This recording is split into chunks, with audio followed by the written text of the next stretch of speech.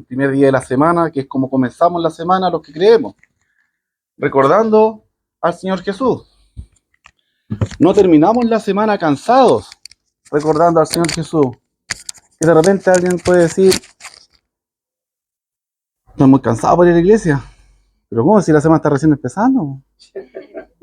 Entonces el mundo, el sistema, nos ha dado vuelta la idea. Nosotros no terminamos la semana.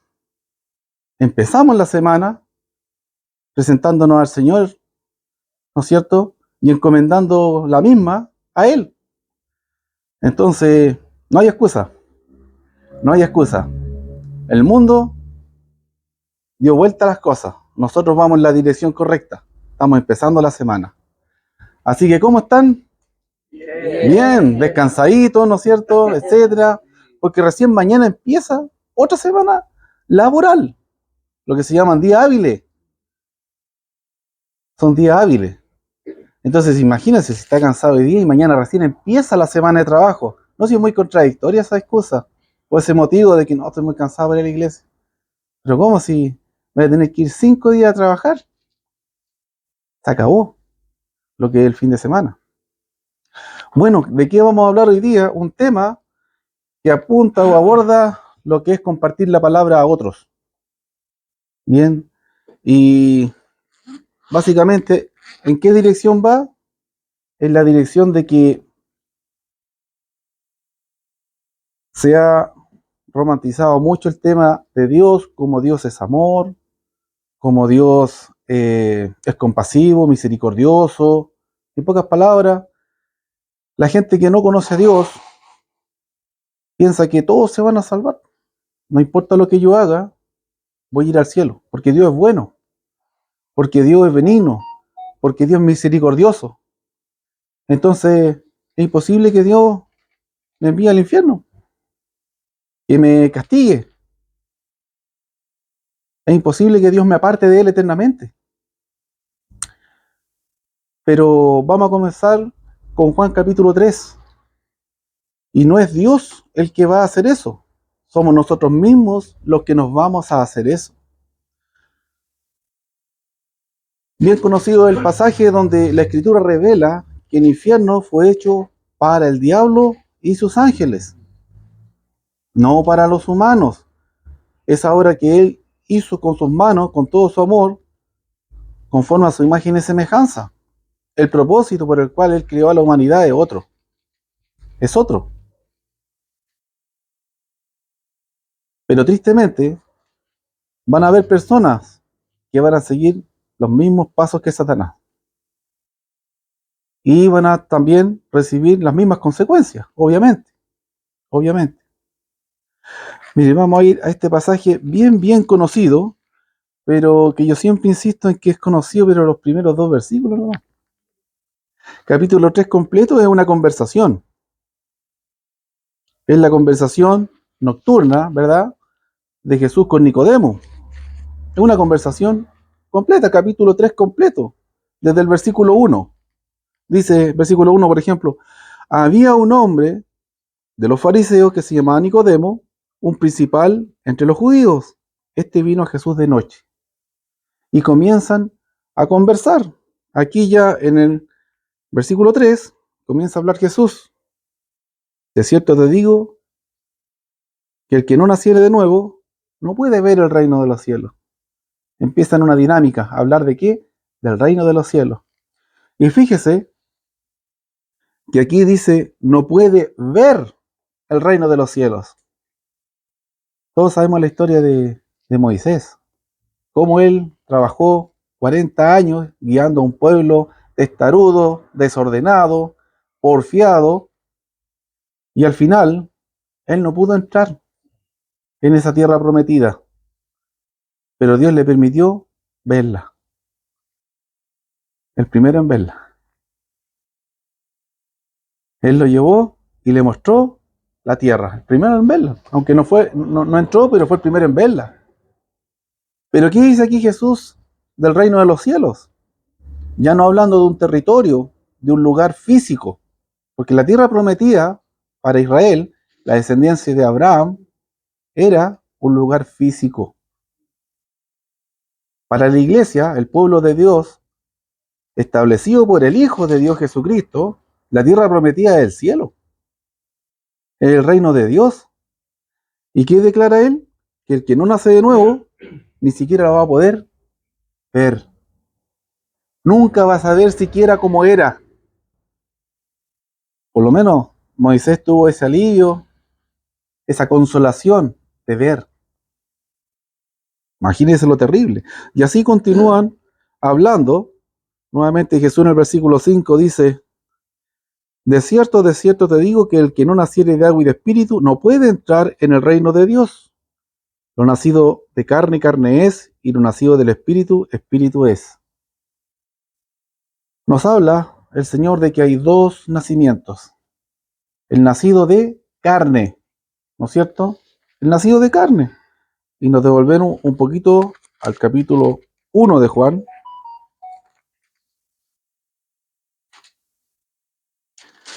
Y en el versículo 12 va a hablar los que nacieron del Espíritu. Bien. Dice el versículo 12 del capítulo 1. Mas a todos los que le recibieron, a los que creen en su nombre, les dio potestad de ser hechos hijos de Dios, los cuales no son engendrados de sangre, ni de voluntad de carne, ni de voluntad de varón, sino de Dios. Todos los que estamos en este lugar, o pisando en esta tierra, o alguna vez pasaron por esta tierra, nacieron por voluntad humana. Porque dos personas, ¿verdad?, biológicamente, procrearon. Y ese es el nacimiento de carne. Ninguno decidió nacer. Ninguno lo decidió. Fue una decisión de los progenitores. Pero aquí Jesús está diciendo a Nicodemo que el que no nace del agua y espíritu no puede ver ni entrar en el reino de Dios. Entonces, no solamente nacer de biológicamente, ¿no es cierto?, nacer de la carne, nacer físicamente, nos asegura ver y mucho menos entrar al reino de los cielos.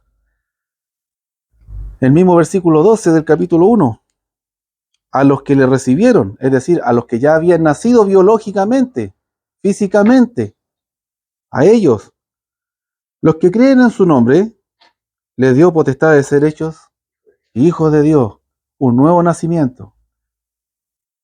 Nacemos carne, nacemos físicamente, nacemos seres humanos, hijos de nuestros padres biológicos. Pero la promesa, cuando recibimos a Jesús, somos hechos hijos de Dios. Tristemente, recibir a Jesús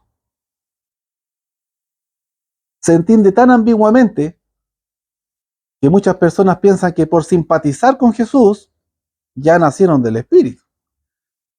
O simplemente por aceptar el hecho histórico incluso de Jesús, ya nacieron del Espíritu. Otros sofistican un poco más y ya por lo menos piden una confesión delante de alguien o levantar la mano. Pero nacer del Espíritu es algo mucho más específico en la Escritura, mucho más específico. Y lo entendemos como la obediencia al Evangelio. Si no obedecemos el Evangelio, no nacemos. No nacemos del Espíritu. Aquí dice, volviendo al capítulo 3, versículo 6. Lo que es nacido de carne, carne es, y lo que es nacido del Espíritu, Espíritu es. Todo ser humano que ha pasado, que está pasando o que va a pasar por este mundo, es nacido de carne. No lo decidió. Lo que sí puede decidir es nacer del Espíritu, nacer del agua y del Espíritu. Bien, eso lo puede decidir. Y avanzando en la conversación, llegamos a uno de los versículos, bueno, según la estadística actual, al versículo más conocido de la Biblia. Ya si alguien se sabe un versículo de la Biblia, lo más probable es que se sepa este. Eso dice la estadística. ¿Y qué dice el versículo 16? En el contexto que venimos viendo.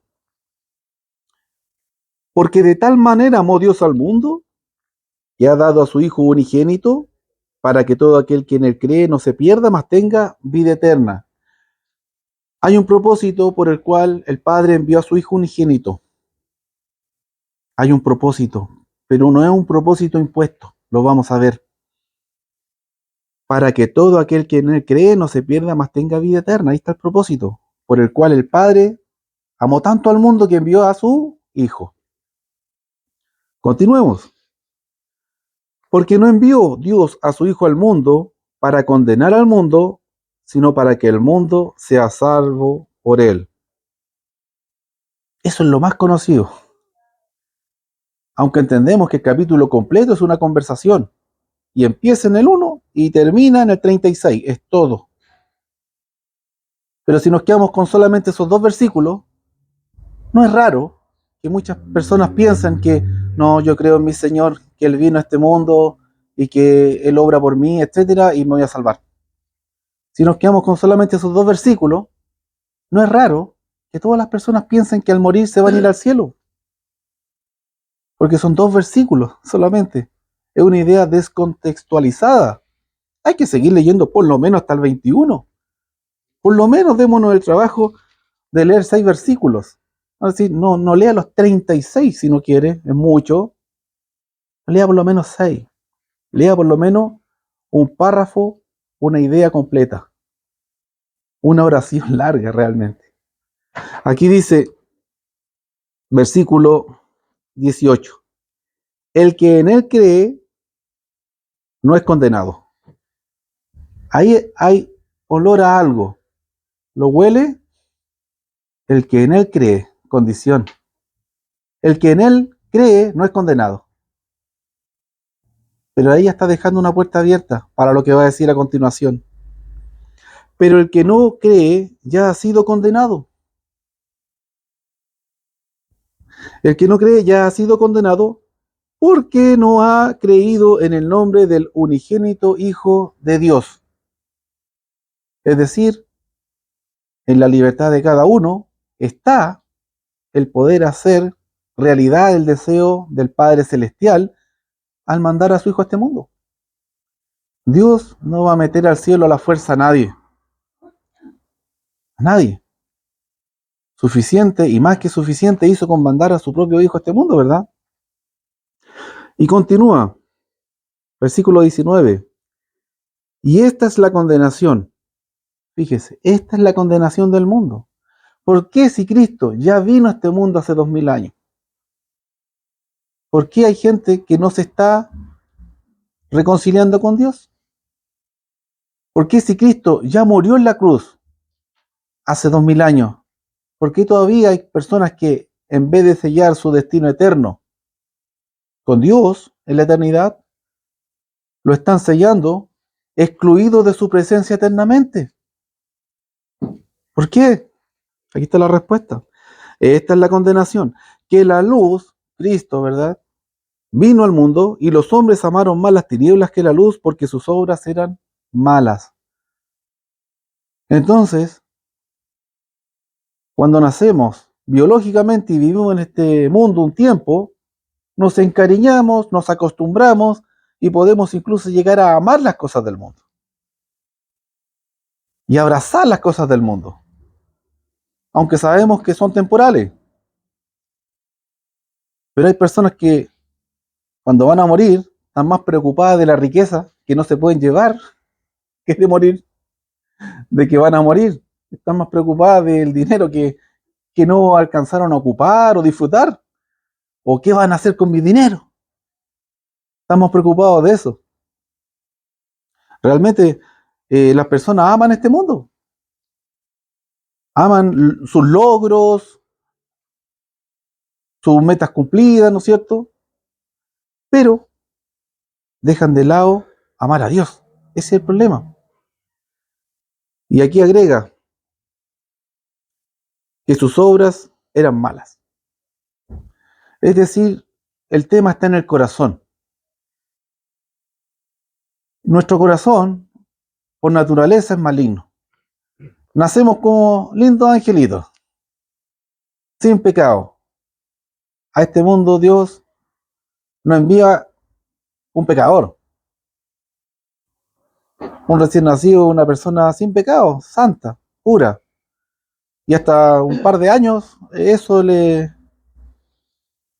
condice. El Señor enseña que de los tales es el reino de los cielos, de los que no tienen maldad, de los que no tienen envidia, etcétera, de los que son como niños. Pero un día el niño deja de ser niño y tiene que tomar la decisión de qué camino va a seguir. Y la tendencia, la naturaleza, usted puede ir, por ejemplo, a lo que dijo Dios después del diluvio, que fue que el corazón del hombre era malo desde su juventud. O puede ir a los profetas y dice que el corazón del hombre es perverso. Y puede ir a muchas otras partes de la escritura y nos va a decir la tendencia humana es de continuo el mal. ¿Por qué? Porque este mundo se contaminó con el pecado. Y el pecado tiene una influencia en nosotros. Piense que si nosotros no necesitáramos que Cristo viniera a este mundo a rescatarnos de esa condición, ¿hubiera venido Cristo a morir en una cruz? No. No, pues si tú puedes solo, ¿para qué voy a ir a morir en una cruz? La Escritura nos presenta eso como un hecho imprescindible. Estábamos muertos en nuestros delitos y pecados. Por ejemplo, Efesios capítulo 2, versículo 1 y siguientes. Estábamos fritos, como diríamos, sin ninguna posibilidad. Así estábamos. Versículo 4 dice, pero Dios que es rico en misericordia por su gran amor con que nos amó, y toma una idea muy, muy parecida a la que está hablando el apóstol Juan aquí. Pero Dios hace la diferencia. Pero Dios que es rico en su gran amor con que nos amó, nos salvó del pecado por medio de su Hijo. Y eso es lo que está declarando aquí. El hombre, cuando conoce al Señor, cuando se le presenta la palabra, tiene que tomar una decisión. Puede seguir siendo el mismo o comenzar a ser alguien mejor. Porque con Cristo, siempre, no importa quién, va a ser alguien mejor. Nunca vamos a estar mejor o ser mejores sin Cristo. Nunca, jamás. ¿O piensa usted que alguien podría estar mejor o ser mejor sin Dios? Porque Cristo es Dios. Entonces llega un momento en la vida en que se nos presenta el mensaje, en que conocemos la palabra, en que alguien nos habla, etc. Dios usa el medio que a Él le parece y tenemos que decidir.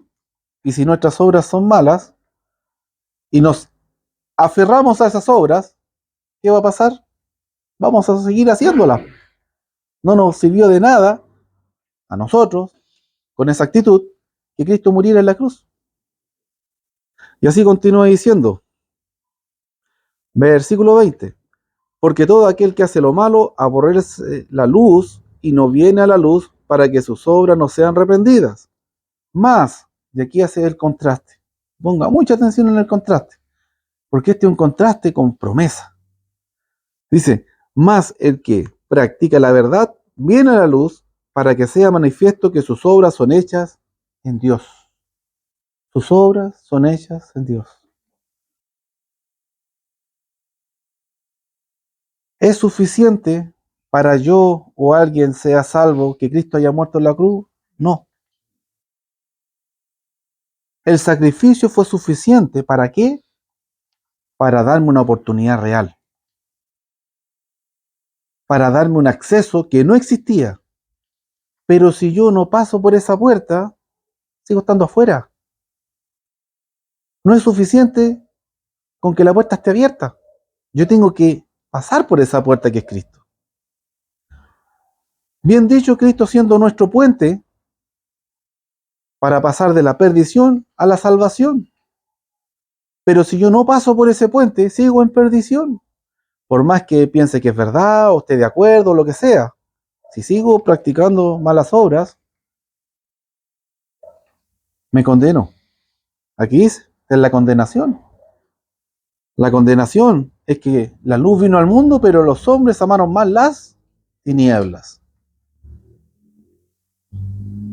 Pero, acuérdense siempre del versículo 21, pero el que practica la verdad viene a la luz, el que busca hacer lo bueno, el que tiene en su corazón practicar justicia, aunque no lo logre por sí mismo, pero está en su anhelo hacer lo correcto, ya sea por una formación, ya sea por su personal, moral, etcétera. Sabemos que por nosotros mismos vamos a caer tarde o temprano, y más de una vez, muchas veces. Y el único que nos puede poner de pie delante de Dios es Cristo. Es Cristo. Pero necesitamos atravesar esa puerta, caminar por ese camino, no solamente mirarlo, ¿no es cierto? Hay mucho de qué hablar de esta forma de pensar. Realmente es un tema muy frecuente de que las personas piensan que se van a ir al cielo simplemente porque creen en Dios. Y ahí el problema de creer es que en griego la palabra creer, a diferencia que en español, está unida a la palabra obediencia. Los griegos no separaban lo que era fe de lo que era ser consecuente con esa fe. Creer algo era practicarlo. Una misma raíz, una raíz común. La palabra es pisteuos. Fe, que vemos tantas veces en la Biblia, esa palabra fe es pistis. Y en griego es creer. Pero en español disociamos. Y son dos cosas muy distintas. Muy distintas. Yo puedo creer, pero creer nomás. Solamente creer y no hacer. ¿Es posible? Sí, eso es posible. Santiago lo enseña como la fe muerta. La fe muerta es creer y no hacer. Es quedarse estático. Es no accionar. Una fe pasiva, una fe inactiva, sin fruto, puede ser, sí. Pero Santiago lo condena diciendo que es una fe muerta. Pasa algo parecido en el inglés. Les cuesta entender a los norteamericanos el to be, que es el cero estar. Fue una de las cosas que más les costó entender a un hermano que conocemos hace años, eso de ser y estar. No, es que son cosas distintas. Él lo veía como lo mismo. To be es ser o estar es lo mismo. No, pues en español no, son dos cosas. El español como que disocia cosas del inglés, del griego, etcétera. Y por eso muchas personas mal entienden lo que es creer. Bíblicamente, creer es obedecer. Fíjese que usted va a ver en la escritura en el libro de Hechos, o qué sé yo, lo que elija en el Nuevo Testamento, y va a decir, creyeron y fueron bautizados. Creyeron y fueron bautizados. ¿Y por qué? No es coincidencia, es que ellos lo entendían como un todo. Me bautizo porque creo, entendiendo que el bautismo, ¿no es cierto?, es un procedimiento en el que nosotros traemos a nuestra vida lo que fue la muerte, sepultura y resurrección de Cristo. Y eso podríamos comentarlo brevemente en Colosenses capítulo 2. Colosenses capítulo 2, versículo 11 y 12.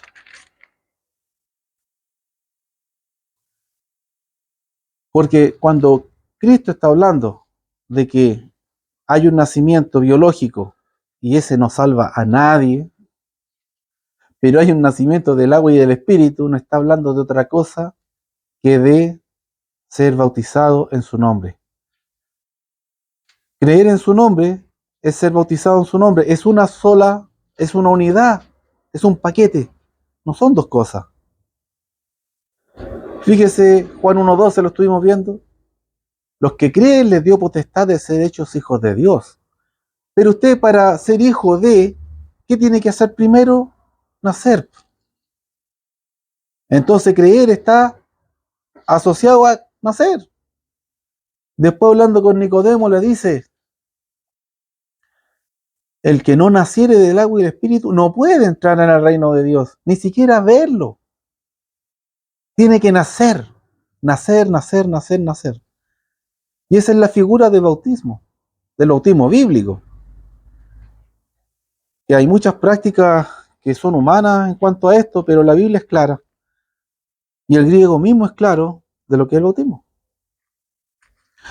2:11 de Colosenses dice, en él, hablando de Cristo, también fuisteis circuncidado con circuncisión no hecha a mano, al echar de vosotros el cuerpo pecaminoso carnal en la circuncisión de Cristo. Básicamente está haciendo una comparación. La circuncisión es quitar un trozo de piel y echarlo fuera. Hay una circuncisión, dice aquí, que es de Cristo. Y lo que echa fuera no es un trozo de piel, sino el pecado. Y aquí en este versículo 12 nos va a revelar qué es esa circuncisión. Sepultados con él en el bautismo, en el cual también fuiste resucitados con él mediante la fe. Mediante la fe. O sea, usted se bautizó porque creyó. Usted no puede decir que cree y no estar bautizado. Usted puede decir válidamente, es algo que estoy entendiendo. Sí, perfecto. Cada uno de nosotros pasó un proceso de comprensión, de aprendizaje, meses, un par de años, cada caso es distinto. Usted válidamente puede decir, es algo que estoy entendiendo, estudiando, pero usted no puede decir, bíblicamente, yo creí para salvación si no se ha bautizado. Porque cuando ocurre, ¿en qué momento ocurre que el pecado es cortado, que es eliminado?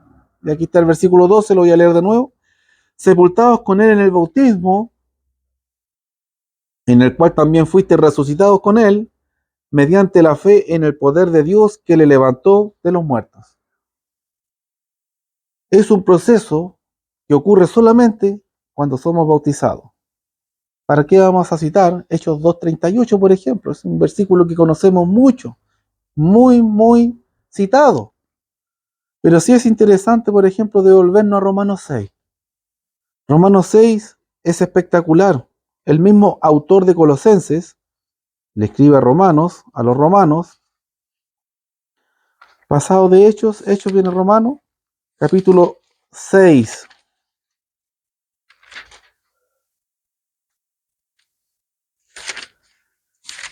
Y no vamos a ver el capítulo completo, yo se lo recomiendo. Como también le recomiendo, lea el capítulo 3 de Juan completito. Lo va a entender en una dimensión que si no lo ha hecho, no lo ha entendido. Bueno, ¿qué dice Romanos capítulo 6? Romanos capítulo 6 está hablando del pecado y sus consecuencias. Del pecado y sus consecuencias. Por ejemplo, versículo 17. ¿Qué dice el versículo 17 de Romanos 6? Pero gracias a Dios, que aunque erais esclavos del pecado, habéis obedecido de corazón a aquella forma de doctrina a la cual fuisteis entregados. Y enfatiza, y libertados del pecado, vinisteis a ser siervos de justicia. Fíjese cómo empieza y termina la idea. Erais esclavos del pecado y libertados del pecado. Entonces ellos en algún momento de su vida anterior eran esclavos del pecado y necesitaban ser libertados del pecado. Esta idea se repite, versículo 22.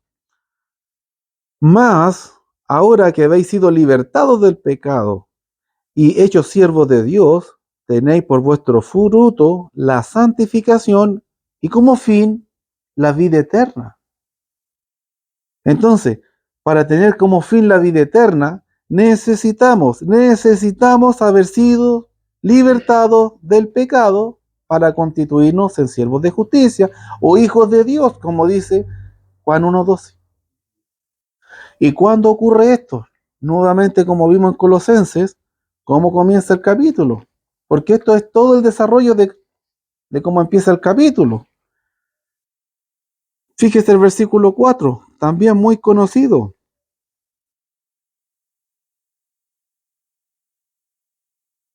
Vamos a leer el 3 para entender mejor el 4. ¿O no sabéis que todos los que hemos sido bautizados en Cristo Jesús, hemos sido bautizados en su muerte? Cuando uno es bautizado en Cristo Jesús, cuando uno cree y es bautizado en su muerte. Porque somos sepultados juntamente con Él para muerte por el bautismo. No hay otro medio. Usted quiere participar de lo que fue la muerte de Jesús en la cruz, tiene que morir con Él en el bautismo. Usted quiere participar con Jesús en lo que fue su sepultura, tiene que participar en el bautismo en el nombre de Él, a fin de que como Cristo resucitó de los muertos por la gloria del Padre, así también nosotros andemos en vida nueva, resurrección. Jesús, después de morir y ser sepultado, resucitó. Nosotros, después de ser bautizados, andamos en vida nueva. ¿Por qué? Porque nacimos de nuevo. Vida nueva. Sí, es muy sencillo. Y esto es todo lo que la Biblia enseña. Pero usted se va a encontrar con un montón de doctrinas humanas que esto lo degeneran, esa es la palabra, lo distorsionan de una manera terrible. Pero el que busca de corazón, según la promesa en Juan, capítulo 3, hablando Jesús con Nicodemo, el que busca la verdad, el que busca la justicia, Dios se la va a poner delante. Él va a ver la forma. Así hizo con aquel funcionario, ¿no es cierto? Cuando iba en el carruaje, ese etíope, y Dios le puso a Felipe. Así lo hizo con ese centurión, ¿no es cierto? Mandando a Pedro, justamente, preguntando por Cornelio, ahí Dios puso. Y así lo hizo con Lidia y con muchos ejemplos que tenemos en la Escritura y otros que obviamente no tenemos, pero que Dios obró. Dios obró. Siempre Dios está obrando. ¿Qué promesa de Dios? Jeremías 29, si no me equivoco. Me buscaréis y me hallaréis, porque me buscaréis de todo corazón. No solamente necesitamos buscar a Dios, tenemos y necesitamos hacerlo de todo corazón. La promesa es para los que lo buscan de todo corazón. Y con este pasaje vamos a terminar, hermano, esta reflexión para poder tener un punto de conversación, todo lo que hemos reflexionado en esta oportunidad, tener un punto de conversación con aquellos que Dios ponga delante de nosotros y crean que son salvos, y según la Escritura, es solamente una fantasía en su mente. Hay muchas personas que viven con la fantasía en su mente porque su fe no está respaldada en la Escritura. Si su fe, si su entendimiento de Dios no está respaldado en la Escritura, su fe es una fantasía. No es la verdad de Dios que salva, la verdad de Dios que vivifica, que transforma el alma, que la convierte, ¿verdad? Como dice el apóstol en su epístola, el apóstol Pedro, que nos hace nacer de simiente incorruptible, etc. Es una fantasía si no está basada en la Escritura. Y de verdad, la gran mayoría de las personas, su fe la tiene basada en doctrina humana. No tiene conocimiento de la Escritura. No se ha preocupado personalmente de buscar la verdad o por lo menos cuestionarse si lo que entiende es lo que está aquí. Por eso, si lo buscamos de todo corazón, lo vamos a encontrar. Pero no es solamente buscarlo, porque muchas personas van los domingos a un lugar a reunirse o se conectan. O muchas personas pueden leer la Biblia, pero ¿de qué forma hasta como un pasatiempo. Con eso le digo todo. Si la Biblia es un libro interesante, es un libro de sabiduría, es un libro de principios, de valores, la puede estudiar hasta como algo cultural. Quizás como en el caso mío, hasta como algo entretenido. Si uno se mete en el relato, es como que lo va viviendo y lo disfruta. Pero eso no salva. Lo que nos salva es cuando buscamos a Dios de todo corazón, reconociendo que esta es la autoridad, esta es la fuente. Y entendiendo eso, que esta es la fuente, que esta es la autoridad de Dios. No lo que diga yo, lo que diga cualquiera, sino lo que transmita cualquiera basado en esto. ¿Dónde está eso? En tal parte. ¿Dónde está esto otro? Acá. Aquí lo dice Dios. Aquí lo dice. No lo digo yo. Y con esto en mente vamos a ir al último, que les prometí el último. Y vamos a ir a segunda de Tesalonicense.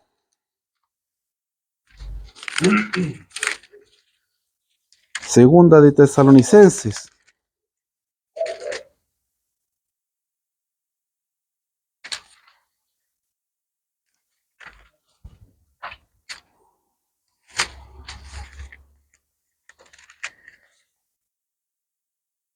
Capítulo 1.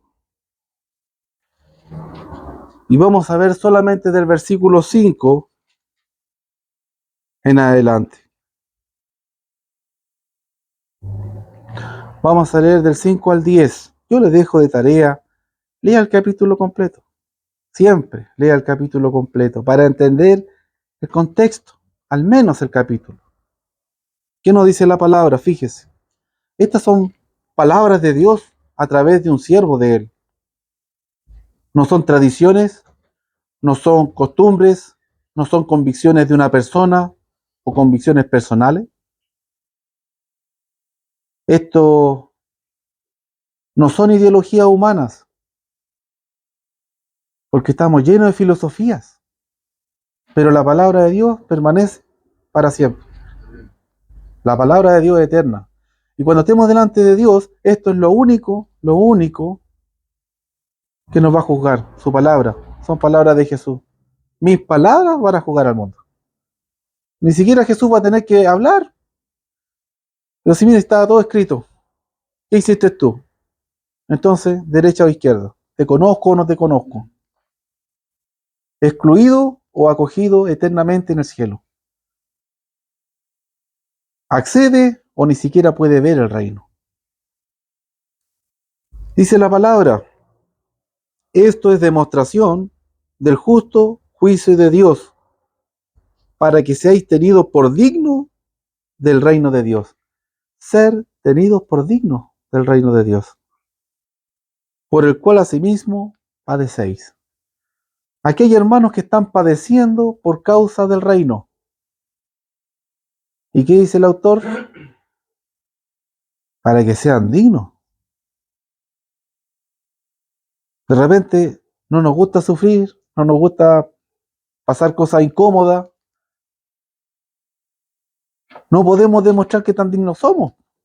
En la prueba es cuando podemos demostrar nuestra fe. Dice la Escritura, el oro se prueba con fuego. Y nuestra fe es más valiosa que el oro. Más valiosa porque el oro es perecedero. Nuestra fe es inmortal, indestructible. Pero el oro se prueba con fuego. Y muchos que puedan decir, no, yo con Dios hasta la muerte, a la primera o segunda circunstancia que le incomodó, no le gustó, que le desagradó, que le hizo algo, algún padecimiento, menor o mayor, no, yo hasta aquí nomás. O sea, la fe eran hojas secas, era paja seca, con una chispa, ardió y se consumió enseguida. Y aquí nos dice el versículo 5, la demostración del juicio de Dios, para que seáis tenidos por dignos del reino de Dios. ¿Sabe qué, hermano? No importa la prueba, no importa el problema, no importa la dificultad o lo que usted pase en esta vida, nunca va a ser suficientemente malo para lo bueno que Dios tiene por usted. Nunca. ¿Sabía eso usted, no es cierto? Si no, vaya a Romanos 8:18. Lo dejo de tarea. Cualquier problema que usted tenga en este mundo no es lo suficientemente malo como lo bueno que tiene para usted Dios reservado. Sí, si su fe es digna, si su fe es verdadera. Porque es justo delante de Dios pagar con tribulación a los que os atribulan. Y a vosotros que sois atribulados, daros reposo con nosotros, cuando se manifieste el Señor Jesús desde el cielo con los ángeles de su poder, en llama de fuego, para dar retribución a los que no conocieron a Dios, ni obedecen el Evangelio de nuestro Señor Jesucristo. ¿Qué viene a su mente? Juan 1:12. Los que creyeron les dio potestad de ser hijos de Dios. Nacieron. ¿Y los que no creyeron? No, ellos nacieron solamente en forma biológica. Los cuales sufrirán pena de eterna perdición, excluidos de la presencia del Señor y de la gloria de su poder. ¿Se da cuenta lo terrible que va a ser? Nuestro Dios, que es un Dios amoroso, bueno, misericordioso, compasivo, todo. ¿Por qué? Porque ha hecho lo que no merecíamos, hermanos. Por eso, Dios es tan bueno que sin merecernos, sin merecerlo nosotros, mandó a su Hijo a morir. Dios es tan bueno que nos hace promesas sin ninguna obligación de vida eterna, de herencia en el cielo, de ser llamados hijos de Él, etcétera. ¿Y quién lo obliga a Dios a prometernos todas esas cosas? ¿Y por qué nos promete todas esas cosas a Dios? Porque Él es bueno, porque su naturaleza es ser amor. Él es amor. Pero al mismo tiempo, Dios es justo. Y aquí, no sé si se dio cuenta, pero está hablando del justo juicio de Dios. Y no es justo que alguien que pisoteó la sangre de Cristo vea siquiera el reino de los cielos. No es justo que alguien que no aceptó al Señor Jesús como el Señor de su vida pueda ese día tener un Salvador. No es justo. Si nosotros nos enojamos hasta cuando alguien se cuela en la fila del banco, de la autopista, nos indignamos porque se saltó 2 o 3 puestos. ¿Sí o no? Oiga, haga la fila por 5 minutos más o menos. Nos indignamos. Y va a ser justo que alguien que no aceptó a Jesús como el Señor de su vida entre al cielo, siendo que Jesús vino a este mundo a morir para darnos esa oportunidad. No, no es justo. Así que Dios es todo amor, dándonos la oportunidad hasta el más malo de los malos, porque al que viene arrepentido, Él no lo echa fuera. Dios es todo amor, misericordia y perdón. Como dice Isaías 55, Él es amplio en perdonar. Él no hay excusa para no venir a Dios a recibir el perdón de Él, porque no se va a ir decepcionado.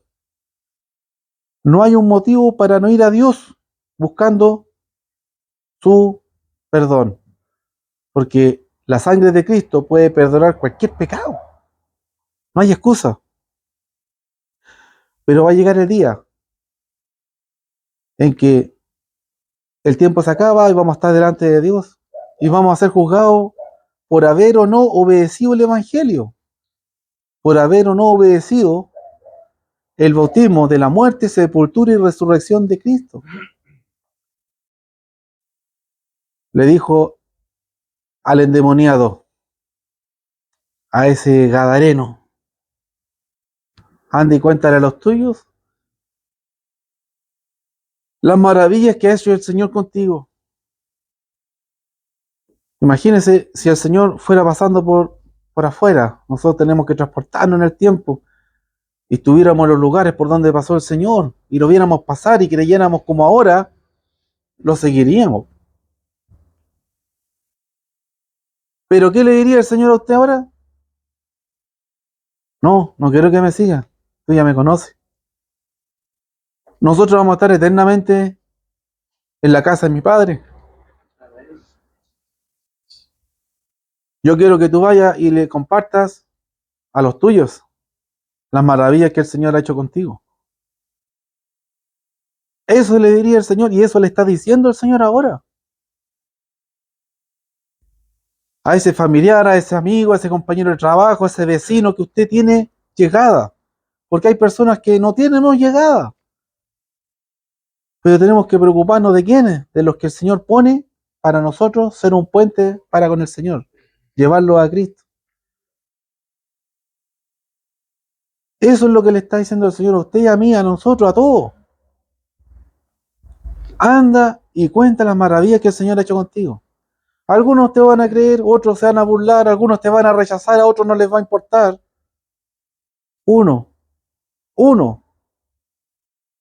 que responda al llamado, ¿qué va a pasar? Fiesta en el cielo.